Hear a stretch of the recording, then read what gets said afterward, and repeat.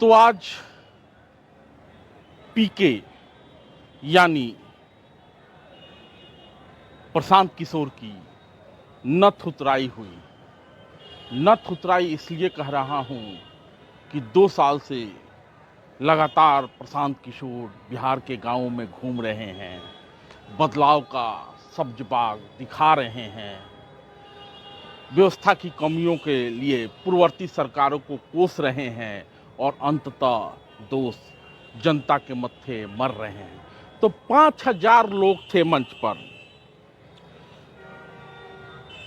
जन सुराज के मंच पर। जन सुराज पार्टी की घोषणा हो गई, जैसा कि पीके ने कहा कि चुनाव आयोग से मंजूरी भी मिल गई है।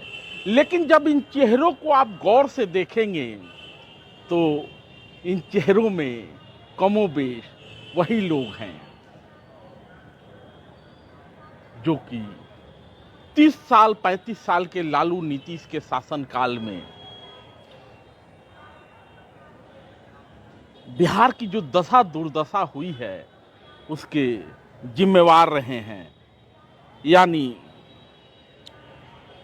डीएम, कुलपति,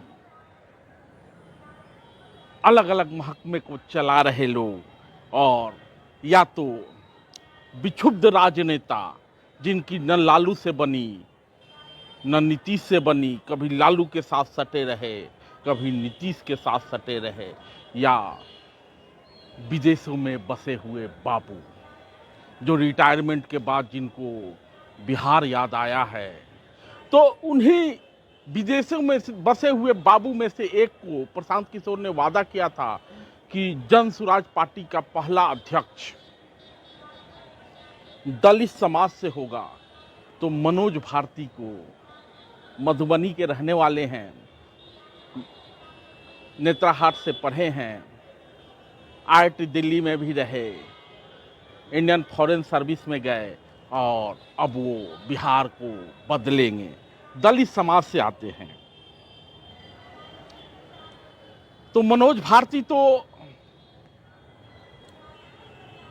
जनसुराज के कार्यकारी अध्यक्ष बन गए, माने नॉमिनेट किया गया है उनको, चुनाव बाद में होगा मार्च में। लेकिन तमाम भूमाफिया, शराब के कारोबारी और राजनीति में जाने की इच्छा रखने वाली युवा पीढ़ी सब प्रशांत किशोर के मंच या मंच के नीचे आज दिखाई दिए।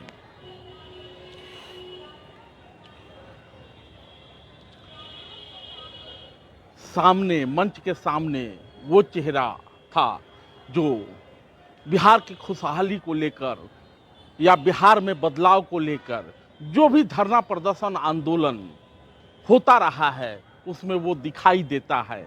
लेकिन सामने बैठा हुआ मंच बहुत कम लोगों को मिलता है, तो वो मंच के सामने था। या कुछ वैसे लोग थे जिनके मन में नेतागिरी का सपना है। तो जन सुराज बन गया और पहली ही घोषणा हुई। हम सब जानते हैं बिहार में शराबबंदी है, तो पहली ही घोषणा प्रशांत किशोर ने की कि शराब पिलाएंगे, पैसे कमाएंगे और बच्चों का स्कूल कॉलेज बनवाएंगे। और सामने से पूछा, बताइए आप लोग सहमत हैं कि नहीं? यानी शराबबंदी जाएगी, नई शिक्षा नीति आएगी। और सामने बैठे लोगों ने कहा कि जिया हो बिहार के लाला। ये सब आज 2 अक्टूबर है, गांधी की जयंती है। दूसरी घोषणा हुई, सस्ते दर पर बैंक लोन देगा तो लोग स्वरोजगार करेंगे। यानी जुग जुग जियो और कर्जा करके घी पियो, तब ना आएगा जन सुराज। तीसरी घोषणा हुई, सर्वे नहीं, भूमि सुधार चाहिए।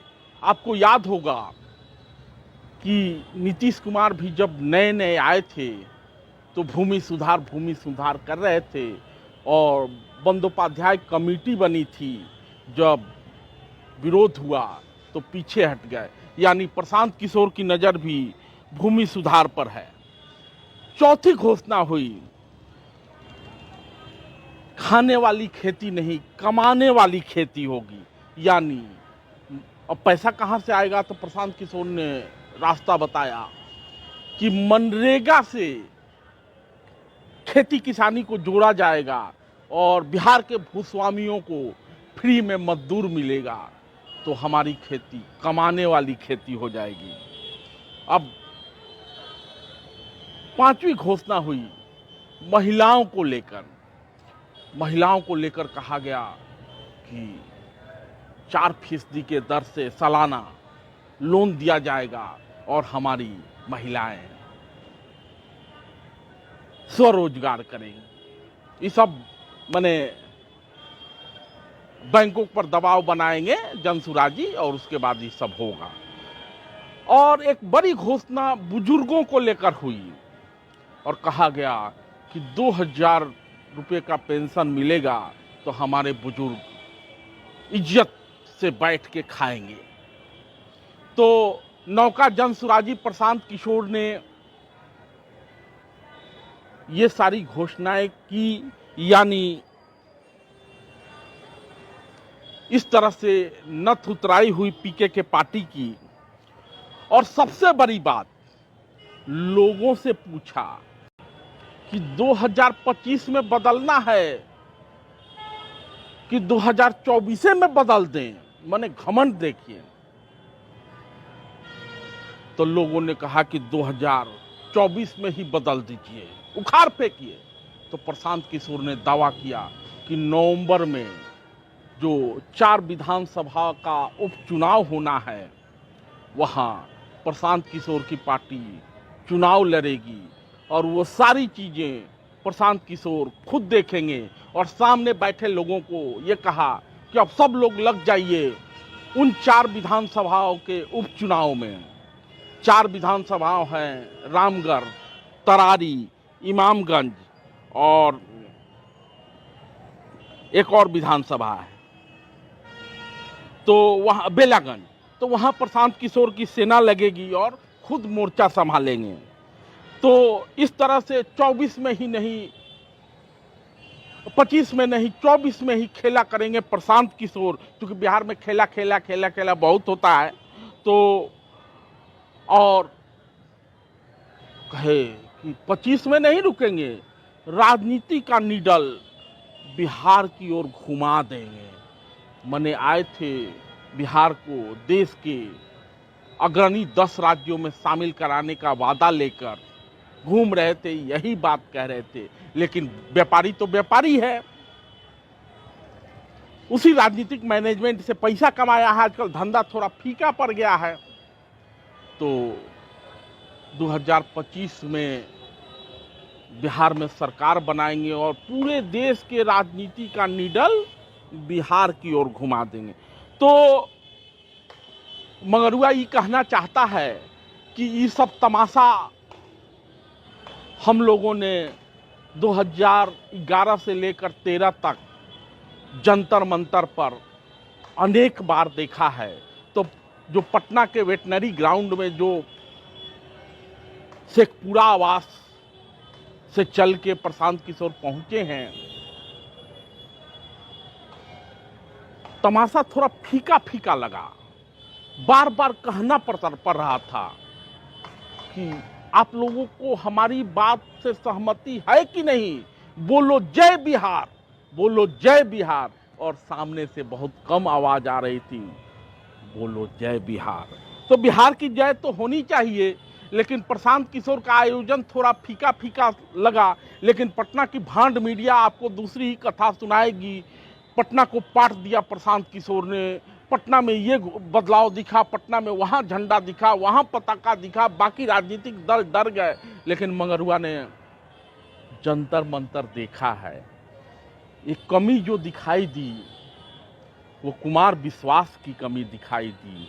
कोई पागल समझता है, कोई दीवाना कहता है, क्योंकि जनता में उत्साह नहीं था। जंतर मंतर का धरना तो लगातार 6 दिनों तक चला था, लेकिन लोग घंटा 2 घंटा में ही उब गए। और नौका जनसुराजी पर कितना भरोसा हुआ लोगों को, ये तो आगे आने वाले दिनों में दिखेगा। लेकिन बिहार में बहार बा, क्योंकि जनसुराज का जुमला बाढ़ के बीच प्रशांत किशोर ने आज सुना ही दिया। और नथुराई, धन्यवाद।